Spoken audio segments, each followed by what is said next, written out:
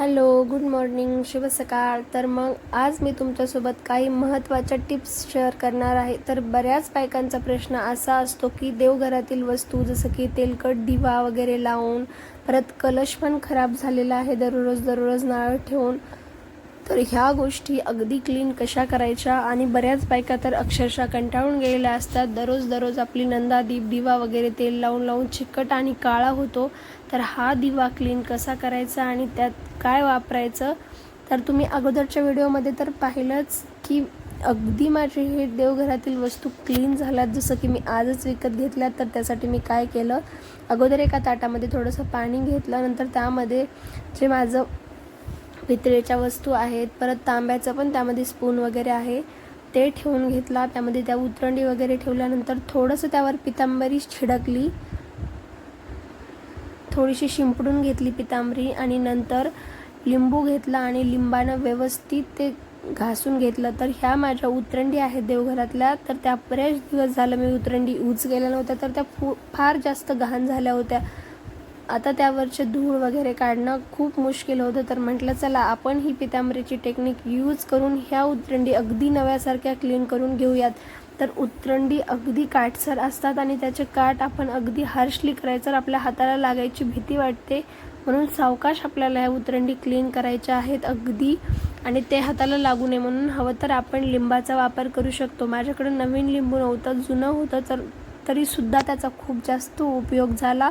हवं तर तुम्ही ब्रशनी सुद्धा या उतरंडी क्लीन करू शकतात, पण ब्रशनी एवढ्या क्लीन चकाचक निघत नाहीत जेवढ्या हाताने किंवा लिंबाने निघतात.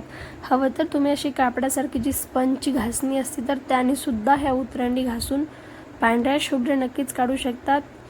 आणि हे दुसरं कशाने नाही, तर फक्त लिंबू आणि पितांबरीने आपण आपल्या देवघरातील तांब्याची आणि पितळेची भांडी स्वच्छ करू शकतात.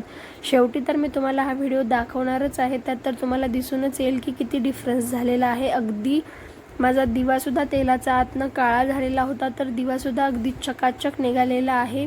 परत तांब्याचा तांब्या कलशाचा, परत ह्या घागरी पितळेच्या, पुन्हा तांब्याचा स्पून, ह्या सर्व गोष्टी मी कशा पद्धतीने क्लीन केल्या हे सर्व मी तुम्हाला दाखवत आहे.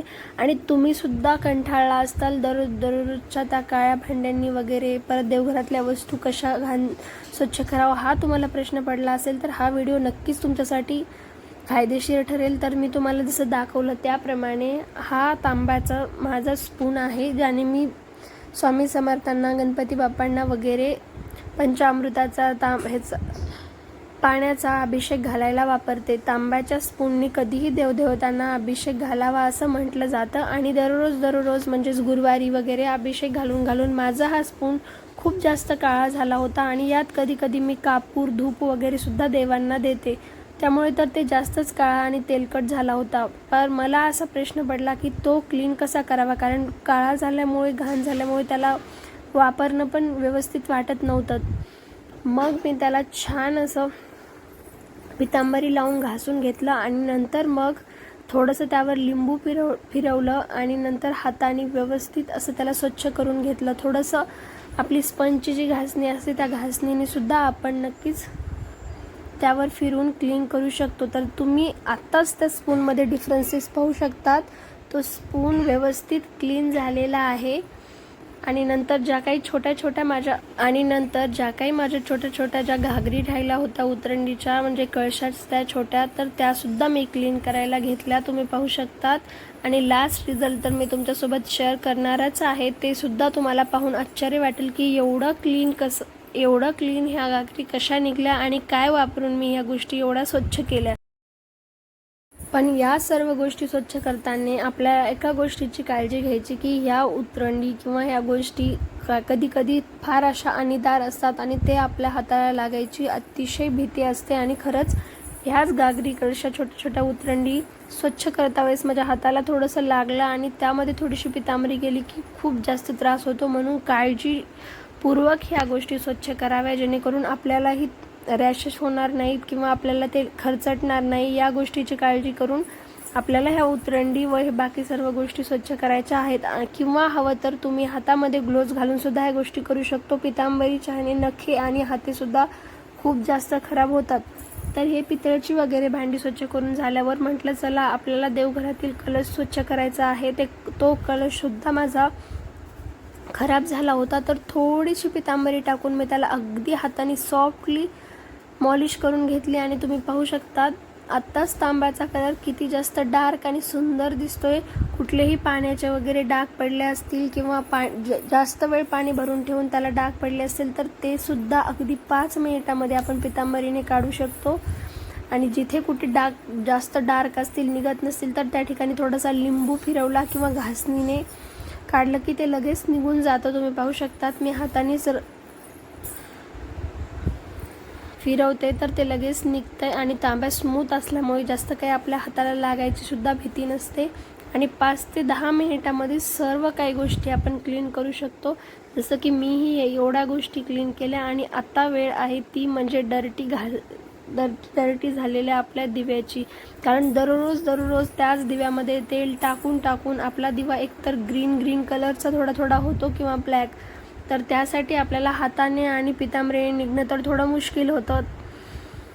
म्हणून आपण थोडीशी स्पंजच्या घासणीला साबण लावून घ्यायचे आहे आणि फिट्ट दिव्याला पकडून आपल्याला त्या घासणीने व्यवस्थित दिव्याला 5 मिनिटं वेगळ्या डायरेक्शनमध्ये फिरवायचं आहे. जसं की मी फिरवत आहे यानुसार. आणि हा उपाय तुम्हाला नक्कीच फायदेशीर ठरेल. आणि ही जी आपली दिव्या नंदादीप आहे ती 5 मिनिटात अगदी नवीन नंदादीपसारखी क्लीन होऊन निघते. मी दरवेळेस असंच नंदादीपला घासून घेते. आठवड्यातून एकदा तर मी नक्कीच नंदादीप घासते. कारण त्या काळ्या झाल्यावर त्याचे डाग डार्क झाल्यावर ग्रीन झाल्याच्या नंतर त्या नंदादीपचे डाग निघत नाहीत आणि ते तसंच राहून जातं. परत कितीही घासलं तर त्या व्यवस्थित क्लीन होत नाहीत.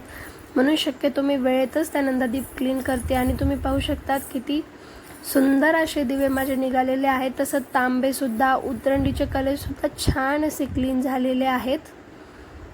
तर अशा पद्धतीने काहीसे मी माझ्या देवघरातील वस्तू देव हे सर्व पितांबरीने स्वच्छ करते. फक्त देवघरातील भांडीच नाही तर आपण आपल्या देवघरातील देवांच्या मूर्तीसुद्धा पितांबरीने क्लीन करू शकतो. फक्त देवघरातल्या मूर्तींना आपण लिंबू आणि पितांबरीने स्वच्छ करायचं आहे. त्यात घासणीचा वगैरे वापर करायचा नाही. आपण देवघरातील मूर्तींवर थोडंसं लिंबू आणि पितांबरी लावून 1-2 मिनिटं घासलं तरी बी आपल्या देवघरातील मूर्ती अगदी नव्यासारख्या निघतात. आणि आत्ता वेळ आहे या प्लेटची. ही प्लेट मी दररोज देवपूजेसाठी यूज करते त्यामुळे ती माझ्या वापरातच असते. तरीसुद्धा कधी पाण्याचे हळदी कुंकवाचे डाग त्या प्लेटला पडतात. म्हणून म्हटलं चला आज आहे वेळ तर त्या प्लेटला सुद्धा आपण पितांबरीने स्वच्छ करून घेऊता. आणि अक्षरशः ही प्लेट तर जशी आज दुकानातून आणली अशी क्लीन झालेली आहे. तुम्ही पाहू शकतात. आता आपण ह्या सर्व भांड्यांना स्वच्छ पाण्याने धुवून घेऊयात आणि लास्ट रिझल्ट मी तुमच्यासोबत शेअर करते. तुम्ही अक्षरशः दिखवताल की ही भांडे नवीन आणलीत की काय. यावर अगोदर पाणी टाकून घेऊयात आणि तुम्ही लास्टला पाणी पाहू शकतात किती काळं झालेलं आहे. तर एवढी काही या भांड्यांमधनं घाण निघालेली आहे. आणि तुम्ही पाहू शकतात किती सुंदर निघलेले आहेत आपले हे सर्व भांडी. लास्ट पार्ट म्हणजे ही भांडी स्वच्छ करण्याचा. आता फक्त एकदाच नाही तर आपल्याला 2 वेळा स्वच्छ पाण्याने ही भांडी क्लीन करायची आहेत जेणेकरून त्यावरची काही पितांबरी वगैरे राहिलेली आहे त्याचे सुद्धा डागडब्बे होऊ नये आणि ते भांडी अगदी चकाचक निघावे. आणि तुम्ही पाहू शकतात हे पाणी त्यात किती घाण निघालेलं आहे. तर यात एवढीशी घाण झाली होती. 2 वेळा भांडी स्वच्छ धुतल्याच्या नंतर तुम्ही रिझल्ट पाहू शकतात. हे ताट तर अक्षरशः दुकानातून आणली की काय एवढी स्वच्छ निघालेली आहे. आणि कलशसुद्धा तुम्ही पाहू शकतात. तर अशा पद्धतीने आपण फक्त आणि फक्त पितांबरी आणि लिंबू वापरून आपल्या देवघरातील काळी किंवा खराब झालेली तांब्याची पितळेची वस्तू, फक्त देवघरातीलच नाही काही जणांच्या घरामध्ये बरेचसे पितळेचे पातेले पितळेचे ताट तांबे वगैरे असतात तर ते सुद्धा खराब झाले असेल तर ही टेक्निक तुम्ही नक्कीच एकदा यूज करा. तुम्हाला हेल्पफुल ठरेल. आणि तुम्ही सुद्धा म्हणताल की अक्षरशः ही भांडी इतकी क्लीन निघालेली आहे. सॅटिस्फाईंग आहे. खूप जास्त ही सॅटिस्फाईंग आहे. तुम्ही पाहू शकतात. मी तर नेहमी माझ्या देवघरातील भांडी घाण झाली की अशी स्वच्छ करते. तुम्ही चम्मचसुद्धा पाहू शकता तो तांब्याचा किती काळा झाला होता आणि किती क्लीन झाला आहे. परत नंदादीप क्लश आणि ह्या उतरंडीसुद्धा. तर अशाच पद्धतीने तुम्हीसुद्धा तुमच्या देवघरातील वस्तू नक्कीच क्लीन करायला हव्यात.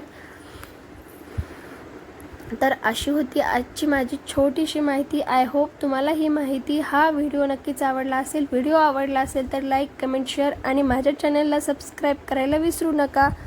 तर असेच बरेचसे मी इन्फॉर्मेशनचे व्हिडिओ माझ्या चॅनलमध्ये अपलोड केलेले आहेत, तर ते व्हिडिओ नक्कीच जाऊन तुम्ही व्हिजिट करा.